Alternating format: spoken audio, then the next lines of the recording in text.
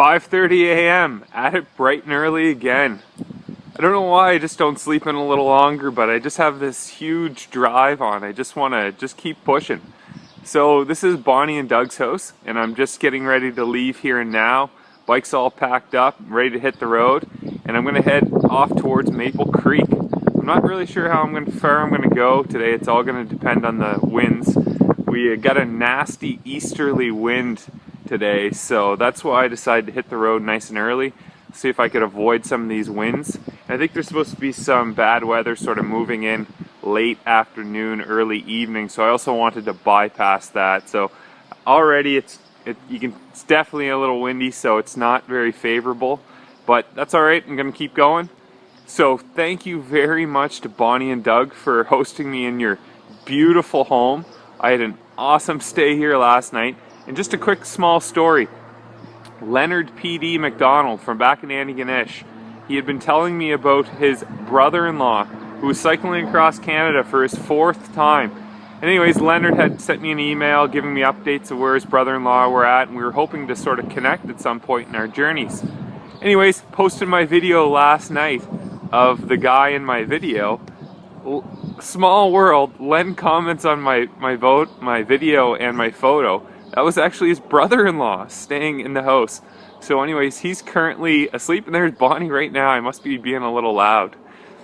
So small world, he actually was in the house. We had a meal together, and we slept in the same house, and we didn't put 2 and 2 together. So it's funny how things work out, and I was really fortunate to meet Ben. And he's one hell of a guy, and definitely a great representation of a great Newfoundlander. So time to hit the road now, and we'll see how far I can make it today. As I said, I'm just going to go by feel. Starting to get a little bit of saddle sores. Butt's feeling a little sore, so we'll do a little video on that later.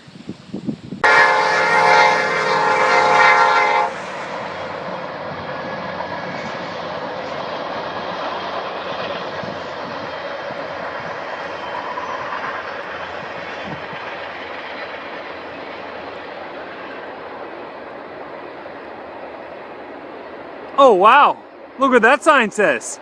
Saskatchewan. Yeehaw! Made another province, down with Alberta. Alberta's down, on to Saskatchewan. Every time I hit these mile markers, it's just like, I feel like I just want to keep smashing the kilometers in. Really pumped to be getting into Saskatchewan.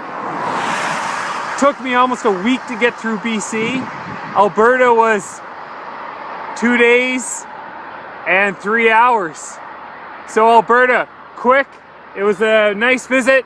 Time to move on though.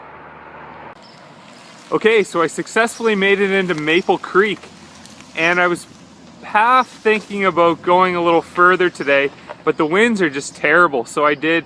Took me 5 hours to cycle just a little over 100K today, and yesterday I was doing that in just a little over 3 hours. So just a huge difference with the winds. The wind's blowing from the east. So I'm gonna settle down here in Maple Creek for the day. And when I got here, I didn't have a place to stay. So I just came to the town hall, and I just went in and I was talking to the ladies in the town hall, and they found me a place to stay.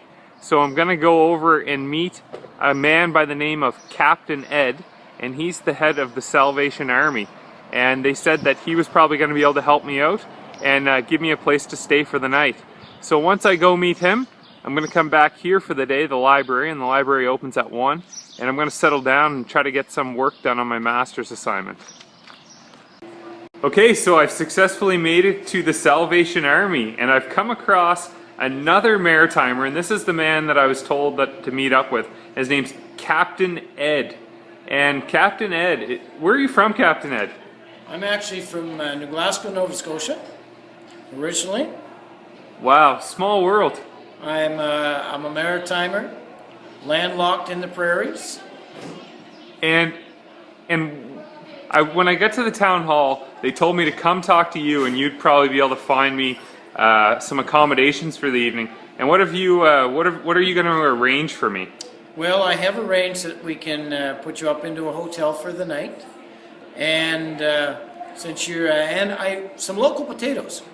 Yeah, so not only is Ed finding me a hotel for the evening, but I also told him about my plant-based vegan diet, and he said that they had potatoes. So right over there, that yellow-orange sack on top of that table, he has me as many potatoes as I think I could probably eat, which is probably a 10-pound bag. So in exchange for all that Ed is doing for me, and I mean I can't even compare with what he's doing for me, I've given up my last date square. But you said they don't call them date squares out here. What do they call them? Well, out here they're called matrimonial squares. Why they got that name, I don't know. But I think if I look way back in my mother's handwritten cookbook, that's what they're called there too. Ed, you're one hell of a nice guy. And not only am I staying here and Ed's finding me a place to stay, giving me food, he's also letting me use his computer here all day. What more can I ask for?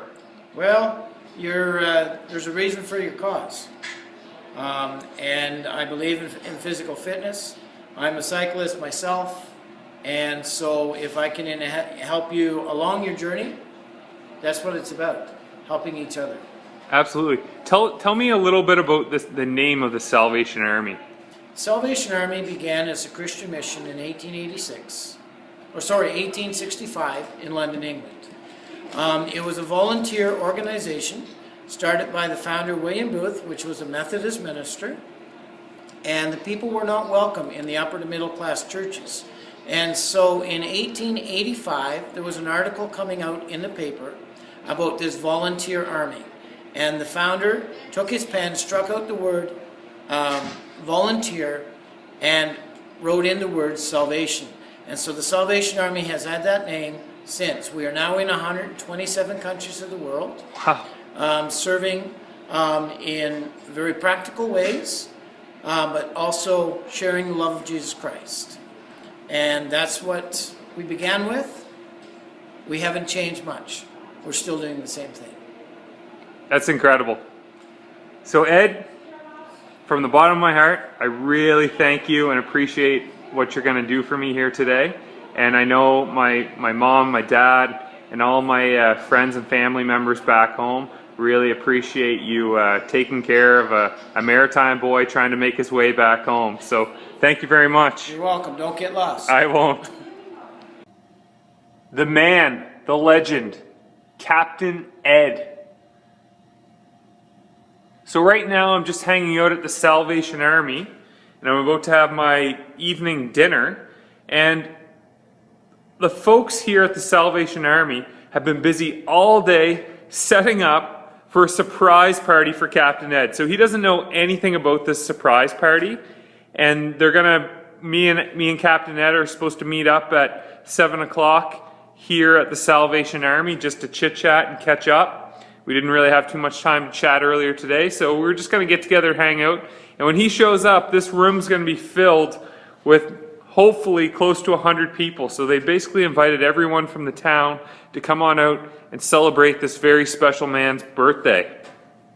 So I've had the great privilege all day of hanging out in the Salvation Army, and I've met some incredible people here all day long. And I was just hanging out here on the couch all day, chit-chatting with people, doing some work on my master's assignment, and as well feasting on wonderful food.